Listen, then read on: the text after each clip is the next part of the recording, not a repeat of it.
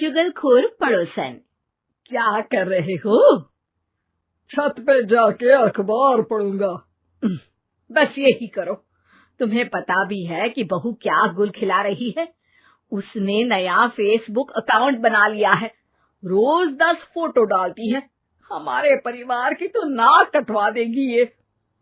और तुमको ये बात कैसे पता चली? अरे पड़ोसन ने बताया। उसकी बहू भी फेसबुक पर है ना, तो उसको पता चल गया। हाँ हाँ, जैसे तुम तो बहुत भोली हो। पड़ोसन रोज सास को उसकी बहू के नाम पर भड़काती थी। आज तो आपकी बहू कह रही थी मुझसे आके कि आप दिन भर खाती रहती है, खा खा के घटोत्कच हो गई है। क्या? उसने मुझे घटोत्कच बोला? अरे वो खुद ना कटी सुपर्णखा है। आप कह रही हो तो सही होगा, लेकिन आप उसको बताना मत कि मैं ये सारी खबरें आपको देती हूँ। शाम को जब बहू पड़ोसन के पास जाती है, आज तो तेरी सास तुझे सुपर्णखा कह रही थी, कल ताड़का भी कह देगी। पता नहीं इतनी अच्छी बहू मिली है, फिर भी वो तुझे राक्षसनी क्यों समझती है? आप कितनी अच्छी हैं। आप मेरी सास की हर बात मुझे बता देती हो, वरना मुझे पता ही नहीं चलता कि वो मेरी पीठ के पीछे इतनी बुरी बात करती है। चालाक पड़ोसन रोज ही दोनों सास बहू के सामने उन दोनों की ही बुराई करती और चुगली करके बातें बता देती, ताकि दोनों में हमेशा लड़ाई होती रहे। आपने तो बस छत पे बैठ के अखबार पढ़ना है और चाय के घूंट पीना है। बहू की वजह से मुझे तो जहर के घूंट पीने पड़ रहे हैं। कल वो मुझे मोटी घटोत्कच बोल रही थी। तो तुम भी तो उसको नाक कटी सुपर्णखा बोल देती ना। हाँ हाँ, वही बोल दिया मैंने उसे। आप मुझे कितना समझते हो? बहुत अच्छे से।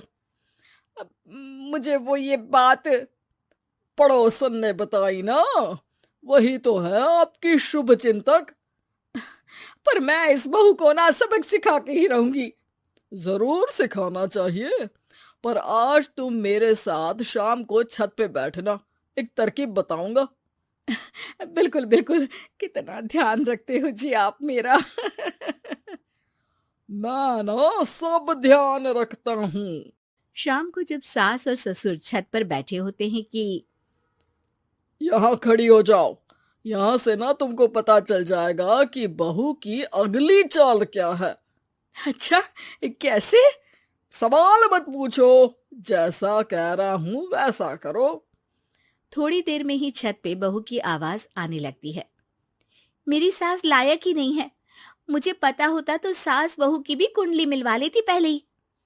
तेरी सास तो मुझे भी पसंद नहीं है।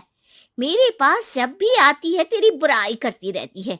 कभी सुपर्णखा कहती है, कभी हिडिंबा कह के कामचोर भी बोलती है, अरे कभी कभी तो चुगलखोर भी बोल देती है। काश आप जैसी होती मेरी सास। ऊपर छत पे पड़ोसन और बहू की आवाज सुन के सास के होश उड़ जाते हैं। समझी? जी समझी।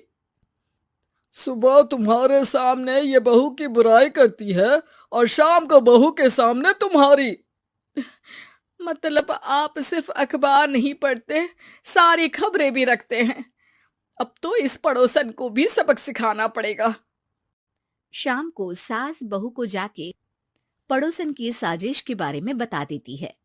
हाँ, मुझे माफ कर दो माँ जी। तुम भी अपनी माँ जी को माफ कर दो, इन्होंने भी तो तुमको बहुत कुछ कहा है। अरे बस बस, अब ये सोचो कि पड़ोसन को सीधे कैसे करना है। अगले दिन सुबह पड़ोसन सास का इंतजार कर रही होती है, लेकिन वो देखती है कि वहां सास और बहू एक साथ आ जाते हैं। अरे अरे, आज दोनों एक साथ। हाँ, सोचा कि बहू की पीठ पीछे बुराई करने से क्या फायदा, मुंह पे ही बोलती हूँ मैं।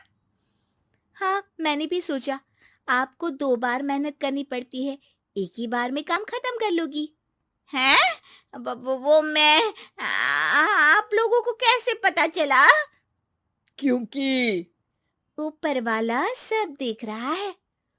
पड़ोसन ऊपर देखती है, वहां ससुर खड़े होकर हंस रहे होते हैं। अ, मतलब आप हमारी बातें सुन लेते थे? हाँ, सुन लेता था और मजे भी लेता था। आपको तो शकुनी होना चाहिए। क्या चाल खेली है आपने, एकदम सास बहू के सीरियल जैसी। तो बताओ पड़ोसन जी, मेरी बहू ने आपसे अब मेरे बारे में क्या बोला? यही बोला कि सास बहुत अच्छी है, बहुत ध्यान रखती है। अच्छा, और सास ने मेरी क्या बुराई की? नहीं ना की बुराई, हमेशा तारीफ करती है। भगवान सबको ऐसी सास दे। मेरी गलती है जो मैंने आप लोगों में आग लगाने की कोशिश की। पर छत पे लगा हुआ सीसीटीवी, यानी कि शर्मा जी सब देख रहे थे। हाँ जी, मुझे माफ कर दीजिए। माफ क्या, आपको तो अब हम साफ ही कर देंगे अपने वालों की लिस्ट से। आज से आपकी और हमारी बात बंद, लेकिन बुराई जारी रहेगी। अब आपकी हरकत के बारे में पूरे मोहल्ले को बताना तो पड़ेगा ना आंटी जी।